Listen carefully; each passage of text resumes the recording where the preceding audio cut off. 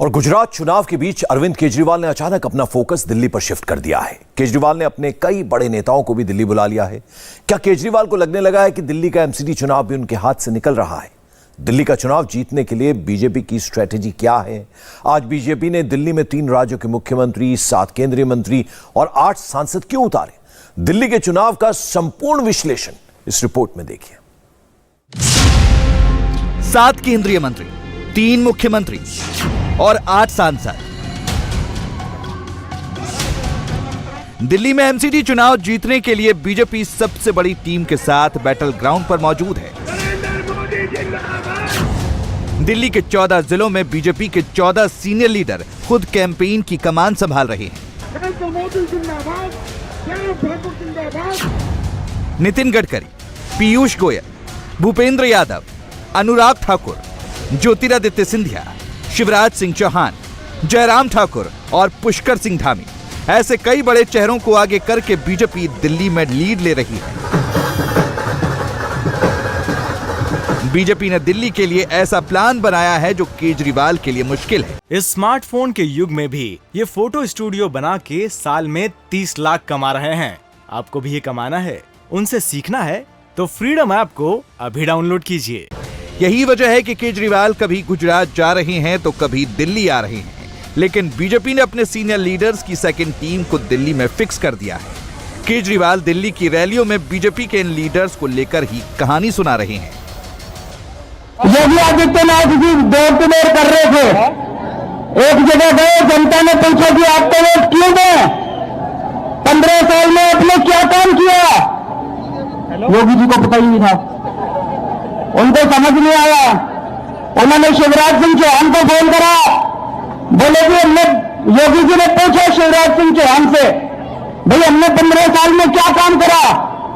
बोला मेरे को भी नहीं पता। उसने फिर धामी को फोन करा, धामी जी से पूछा, उसको भी नहीं पता, किसी को नहीं पता काम क्या करा 15 साल में। फिर सारे ने मिलकर जेपी नड्डा को फोन करा। जेपी नड्डा बोला मेरे को भी नहीं पता क्या काम करा 15 साल में। फिर सारे ने मिलकर अमित शाह को फोन करा कि भाई बीजेपी ने नगर निगम में 15 साल में क्या काम करा, जनता हमसे पूछ रही है, क्या जवाब दें? तो अमित शाह ने प्रेस कॉन्फ्रेंस करी, बोला हमने कोई काम नहीं करा। आपने सुनी प्रेस कॉन्फ्रेंस करी थी अभी अमित शाह ने, बोले हमने कोई काम नहीं करा 5 साल में। तो मीडिया ने पूछा क्यों नहीं करा? कहते केजरीवाल नहीं करने देता। उन्होंने पूछा कैसे नहीं करने? कहते केजरीवाल फंड नहीं देता। बताओ मैं कहां से फंड दूं? केंद्र सरकार राज्य सरकार से पैसे मांग रही है। केजरीवाल कह रहे हैं कि एमसीडी ने कुछ काम तो किया नहीं है, इसीलिए बड़े बड़े दिग्गज केंद्रीय मंत्री, मुख्यमंत्री मैदान में उतारने पड़ रहे हैं। केजरीवाल जी को याद होना चाहिए कि जनता की अदालत भगवान समान होती है। उस जनता की अदालत के समक्ष नतमस्तक होना हर जनसेवक का दायित्व है। और जहां तक उनका कार्यकाल की हम बात करें, जो 7 साल का कार्यकाल उनका रहा, जो विचारधारा उन्होंने प्रकट की थी कि दिल्ली को लंदन और पेरिस की तरह बनाएंगे, दिल्ली को तो प्रदूषण का राजधानी बना दी, दिल्ली को क्राइम की राजधानी बना दी। पिछले 7 वर्षों में ना एक अस्पताल यहाँ बनाया है ना एक विकास का केंद्र, ना एक उद्योग लगा हुआ है।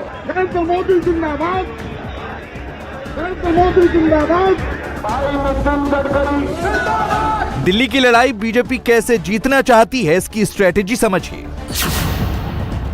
बीजेपी ने दिल्ली के अलग अलग इलाकों को पॉइंट आउट किया, किस इलाके में किस कम्युनिटी के लोग रहते हैं इसका डेटा निकाला और उसी हिसाब से अपने सीनियर लीडर्स को वहां कैंपेन में उतार दिया। यूपी, उत्तराखंड, हिमाचल, हरियाणा, बिहार और राजस्थान, इन राज्यों से आने वाले मिनिस्टर्स और चीफ मिनिस्टर्स को दिल्ली में उतार दिया गया है।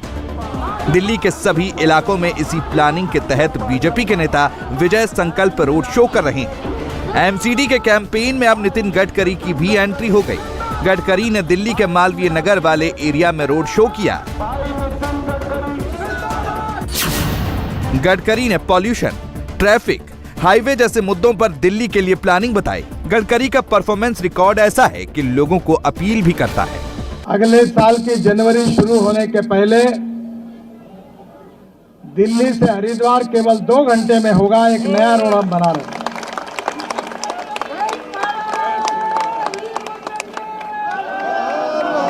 दिल्ली से देहरादून 2 घंटे में, दिल्ली से जयपुर 2 घंटे में, दिल्ली से चंडीगढ़ 2.5 घंटे में, और दिल्ली से अमृतसर 4 घंटे में, और दिल्ली से श्रीनगर 8 घंटे में, और दिल्ली से मुंबई केवल 12 घंटे में आप पहुंच जाओगे।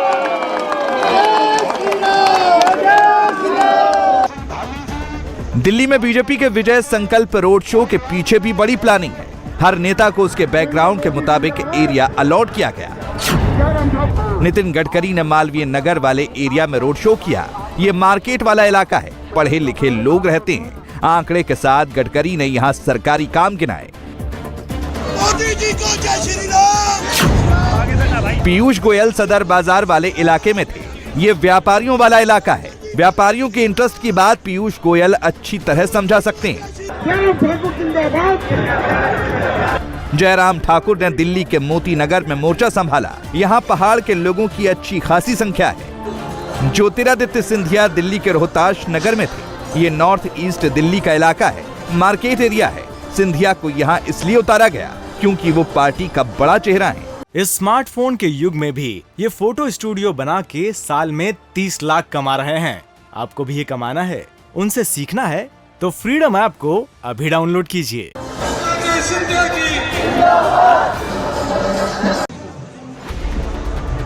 केजरीवाल भी अब दिल्ली पर फोकस कर रहे हैं। मनीष सिसोदिया और राघव चड्ढा जैसे पार्टी के बड़े नेताओं को उन्होंने दिल्ली बुला लिया है। आम आदमी पार्टी के तमाम बड़े नेता रैलियां कर रहे हैं। खुद केजरीवाल भी डोर टू डोर जाकर लोगों से मिल रहे हैं। हर दिन रोड शो कर रहे हैं और भविष्यवाणी भी कर दे रहे हैं कि अब एमसीडी उनकी है। आज दिल्ली में हमारी सरकार, अभी तक बड़ी कंफ्यूजन थी। ये पतली गली एमसीडी की, ये बड़ी सड़क दिल्ली सरकार की, ये नाली एमसीडी की, ये नाला दिल्ली सरकार का, ये पानी, बड़ा कंफ्यूजन था। सारा हमारा है। दिल्ली सरकार भी हमारी है। अब नगर निगम में भी आम आदमी पार्टी आने वाली है। तो एक चीज समझ लो, उनको पार्षद मत चुनना। अगर गलती से भी चुन लिया 5 साल नरक कर देगा आपकी जिंदगी। लड़ लड़ के नरक कर देगा। एक काम नहीं होगा, कोड़ा उठना बंद हो जाएगा। इंडिया टीवी हर वक्त हर जगह डाउनलोड करने के लिए सर्च करें India TV news Google play store या ऐप स्टोर पर।